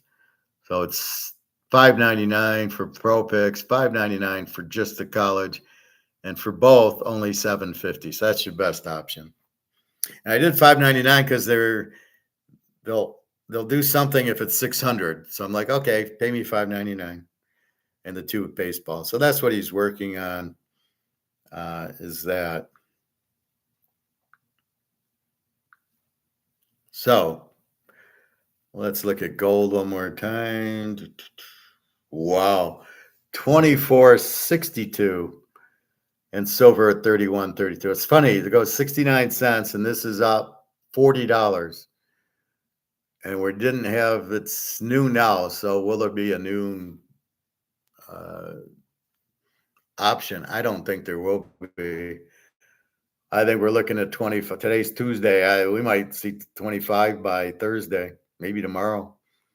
It's just look at it run. It's the 10 o'clock drop didn't happen. It happened at 9 and then quickly got erased and quickly jumped up to 24.64. And people are afraid to do the Eddie Murphy. I'm going to put a put option in at 24.64 because they might not see it. They might not go down to 24.20 and they can make money on it. So they're running scared. They're all in the derivatives. Anyway, so lessons learned. Larry Fink saying get out of gold. Obviously doesn't know what he's talking about. Doesn't understand COMEX's price fix, and that's ending, as we can see. Doesn't understand the dollar. Doesn't understand inflation because he sells houses. He's a real estate guy. He sells, Century 21 or whatever. How he got in charge of this, I don't know, but he's just a salesman. These countries are listening to him are all going to be in trouble. You should be hammering the gold. That's where you're going to make a lot of money now. There's no risk. It can't go to zero, and it's about to explode, and you're sticking around with buying stocks, and people are going to be selling their stocks to buy gold once we all know the dollar's going out, because that's what's happening. So my little half-hour class turned into an hour 42. I really just wanted to show what Larry Fink and what Saudi Arabia and the Netherlands were doing, and India also, I believe. And then if we understand economics, the more, that's what Rolex was about. Huge demand, limited supply, high price, which is what gold and silver is going to do once we get rid of the COMEX, which the COMEX is gone in gold and getting mighty rough in silver, getting out. So if there's huge demand for car batteries and solar panels and they need silver to make this, then they got to buy physical silver, high demand, low supply, price goes up. So you're going to see that silver price easily at $100, if not more, once they get into it, building it. But as the dollar is collapsing, gold and silver, you can see it's going through the roof now, and the dollar is just about collapsed, and you don't know it. You don't think so. And all I can say is you go to the grocery store and everything's more expensive. It's not more expensive. It's the dollar losing value. So we need more dollars. So in theory, for Teaser King, it's $100. I should be charging $150 because I'm getting paid in inflated dollars of $100. So if I want $100, I really should charge $150 because it's inflated. It's inflated dollars. So the 100 is really not worth 100. I need 150 to really get 100. I'm not doing that now, but that's what I should be doing. And then as soon as I get it, I run to buy gold anyway. But I don't know. I might have to go run and buy some silver now, and we will see. I'm waiting on Daria to tell me about our trip. So her mother is in Russia visiting friends, and when she comes back to babysit the daughter, then we will go to Serbia. So it's It's pretty quick now, pretty soon. I would say within 2-3 weeks. I'm asking her to get 2 weeks notice. We'll see if that happens. And then we will and then Jenna wants to go to Berlin because her dog died. I was really sad about that.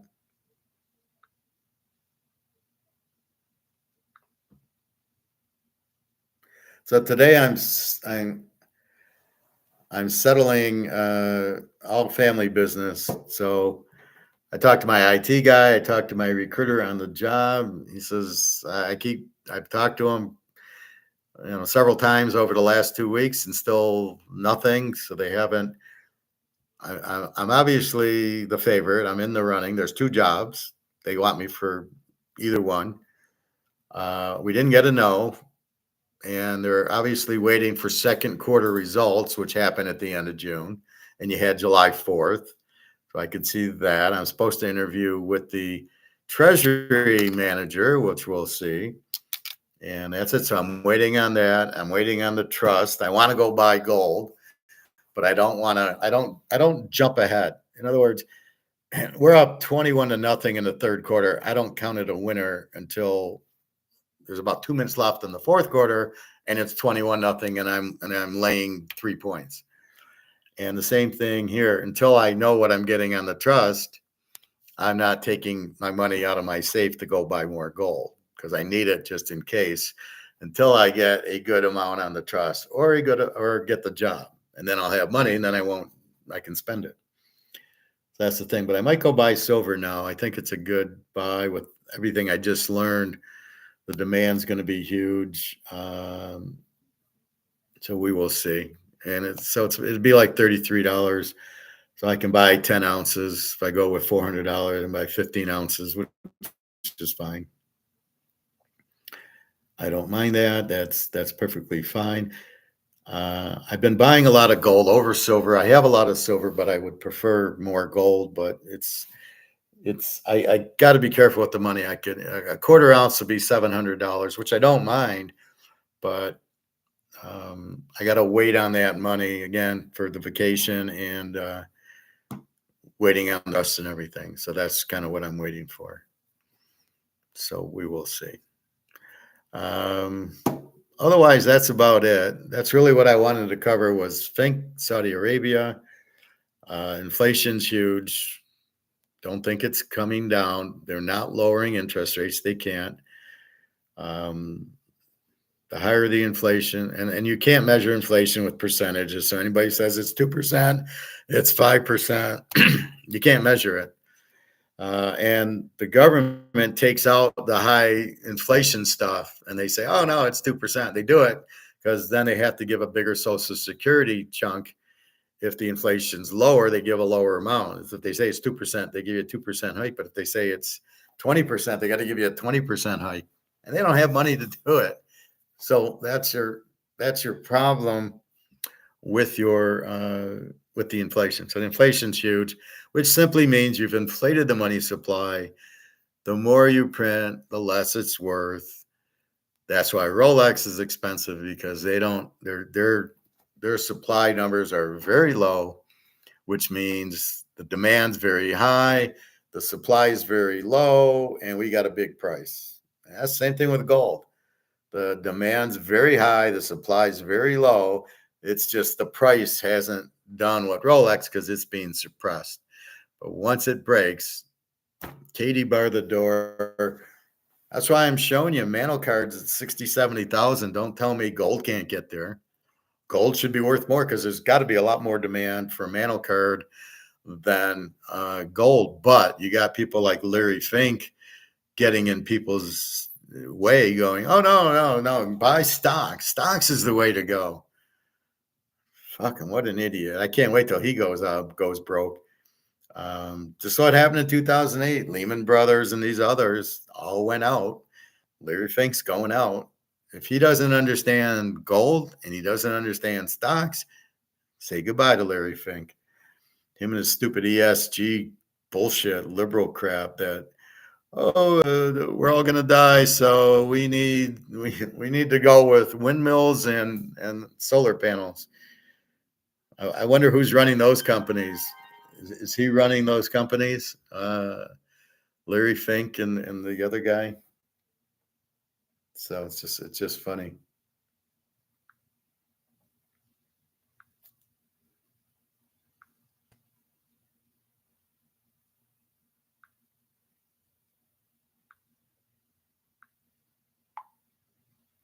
I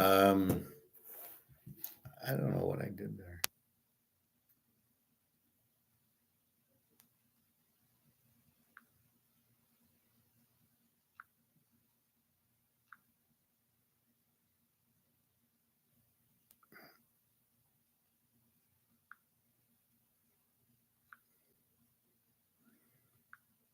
All right. So, any questions or comments? Anything you don't understand? Anything you think I'm crazy? It's conspiracy theory. I don't know what the conspiracy theory is. I was reading some of the text from that idiot I showed you the other day. And so the guy says, so is it a conspiracy theory to have jumper cables in your car to protect yourself in case the battery dies? Which I thought was a great point. But having gold is not a conspiracy theory.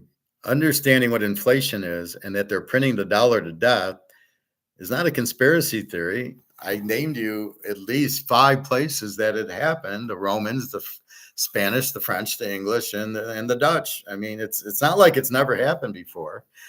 And it happened another 200 times. Zimbabwe and Venezuela and Argentina now, and Greece and Sri Lanka and Pakistan. These are now. India's going, Japan's going.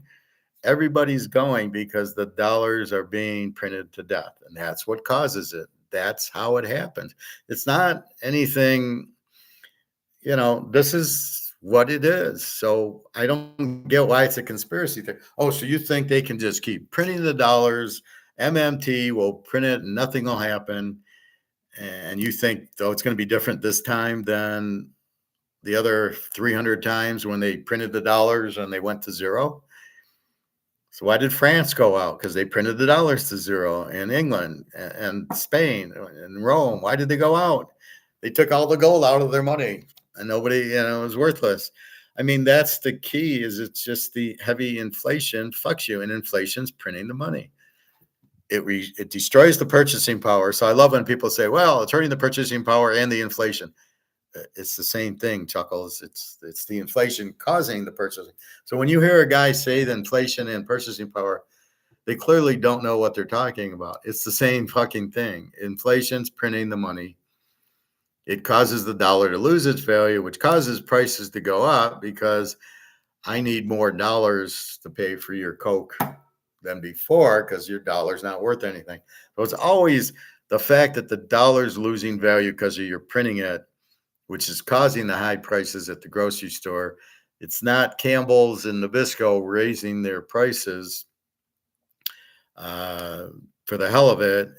They're raising prices because of the they're really, it's the dollar losing value. So yeah, maybe I'll go buy some more silver. Let's see, 30, probably 33. So maybe I'll go there with $400 and go buy another 10 ounces of silver. See, I used to buy it for 25. I remember buying it at 25 an ounce. Now it's going to be 34, 35 an ounce for the rounds.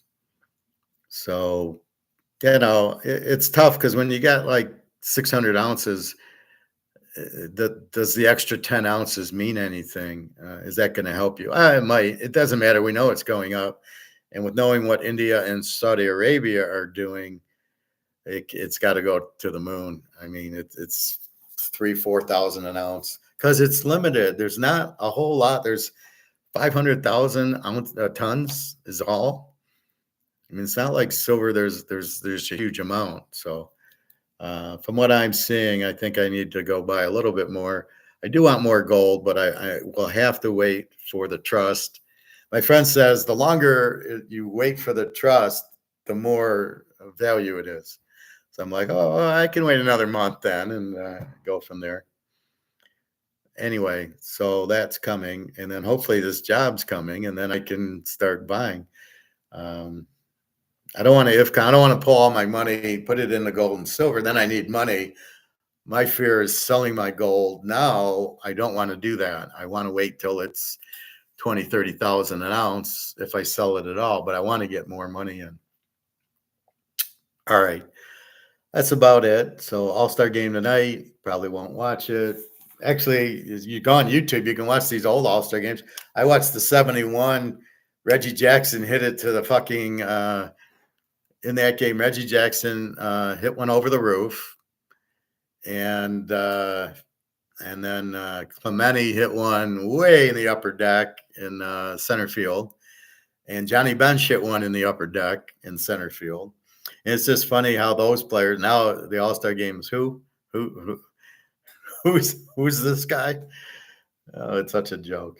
All right, I think I'm going to go buy some silver, and then I will go to the pool and do my workout. That's been going good. I'm very healthy. I'm so happy now. I got rid of the vertigo, and I got rid of my side, which was eating.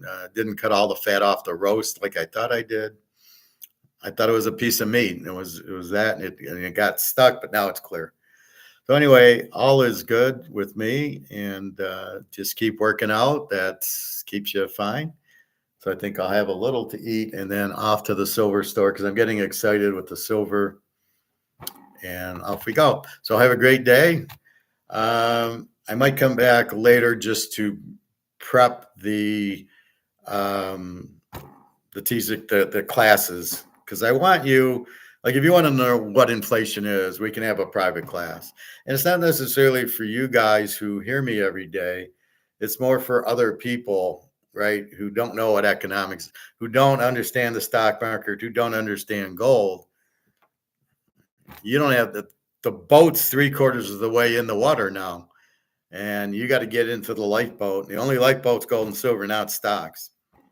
So do you want to listen to Larry Fink or an Austrian economist who knows what the fuck he's talking about? So that's your choice, but I wouldn't listen to Larry Fink.